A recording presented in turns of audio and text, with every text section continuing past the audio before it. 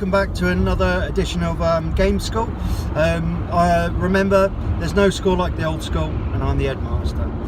So, if you've watched any of my previous car casts, you'll sort of you should be pretty much up to speed with me now.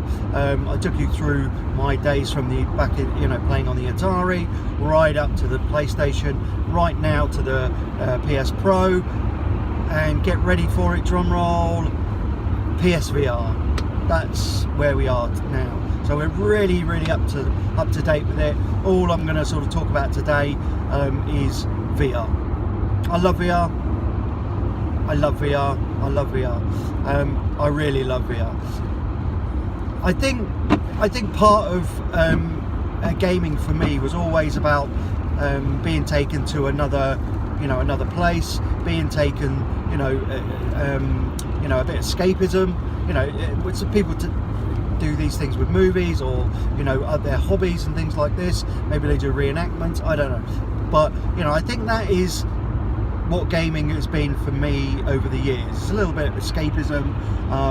It's not real what you're doing on screen, and you're blowing up aliens. You're pretending to be a secret agent. You're being a striker in the best football team in the world. You can lift aloft the World Cup.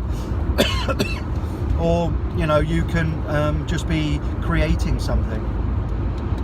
So something that you wouldn't normally be able to do, and in your everyday life.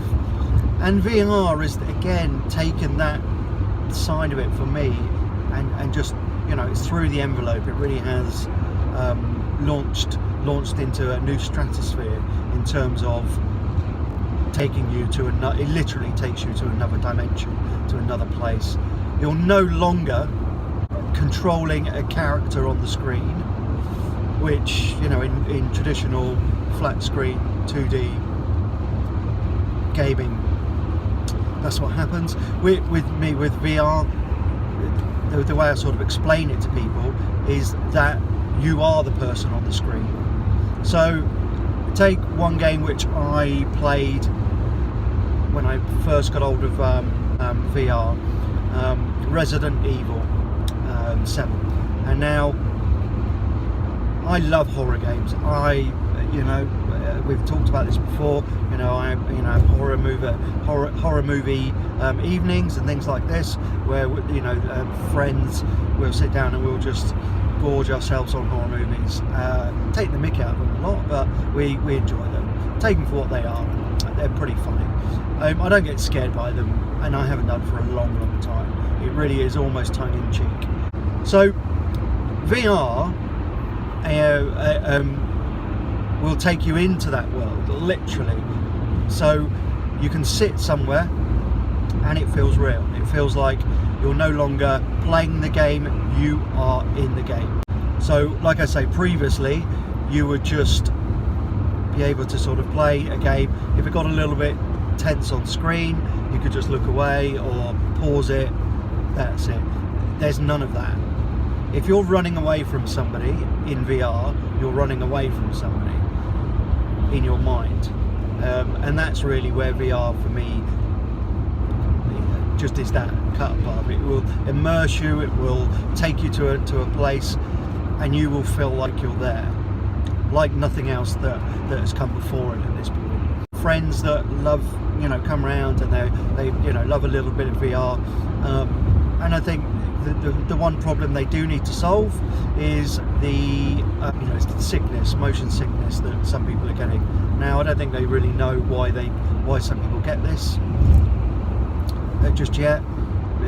Maybe motion sort of, their brains not thinking, trying to work out which is real, which isn't real, because that's the whole point of VR. It does trick your brain into thinking things are real, things are there when they're not there, all of these things. So there's part of this which needs to get sorted, but I've played enough. I think for me, I just sort of thought about it as a muscle that when I first started playing, I did get a little bit of motion sickness, but not enough to stop me wanting to get over that and to deal with it. So yes, I did feel quite grim. You know, it's very rare I get the motion sickness these days. You know, and I've played every type of game that you can think that is out there. No, don't get it anymore. In my early days, I did.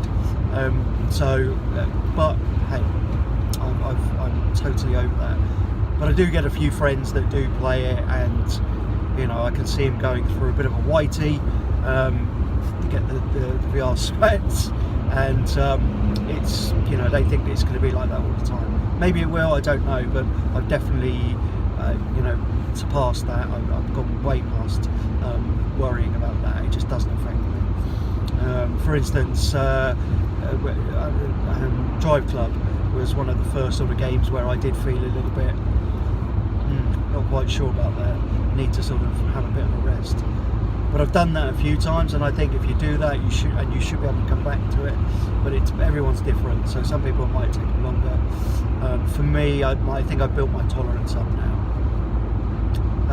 But anyway, so like I said, I just wanted to sort of talk a little bit about Resident Evil. Resident Evil was a brilliant game, absolutely amazing game. Graphically as well, and the story and the plot and everything else is totally. I would definitely stick my neck out and go that it is the best horror game that I've played up to that point. Much better than any of the previous Resident Evils. Now I think it's because of for me again the immersive nature of it. So you've got the plot. I don't want to sort of. If you haven't played it, go and play it. You will absolutely love it, and I mean love it. If you're into the horror genre, you know, this will surpass anything that you've got. If you played it in the 2D version, and you've got the ability to play it in VR, I dare you, first and foremost. It took me a while to get through it because, as I said, you're no longer playing a character on screen, you know, and controlling this character. Even in a first-person view, it's different, because you still feel like you're controlling a character, or you're looking through a character's eyes, so to speak. In VR, you are that character. That you're looking through it through your eyes. There's no other place to look. So wherever you look, whatever the character is seeing, that's what you're seeing. So you're transformed to this spooky country out in the middle of nowhere house, which actually under normal circumstances, if it was done up with a lick of paint and some nice furniture, it would be a lovely place. But Resident Evil don't do that. What they do is put you in the scariest, pants-wetting place that you could ever be, and that's where Resident Evil, for me, I started playing that, and I don't get scared. I do not. It takes a lot to scare me, but I was petrified, absolutely petrified. And for a game, or for any medium, to be honest, to do that to me, there's some serious stuff going on. There's some serious play here, and for that very reason, is the main reason why not just PlayStation is giving me the next wow factor through their headset, but I can really see this being the next big thing. There's millions of applications for it, you know, training, and you know, if you've got someone that is immobile, you know, they've got the ability now to transform themselves to anywhere that they want without having to leave their home. And I think that really is the key. And I absolutely love that about the PlayStation VR. When the VR first came out, it's been, I would say, more experience orientated rather than gameplay.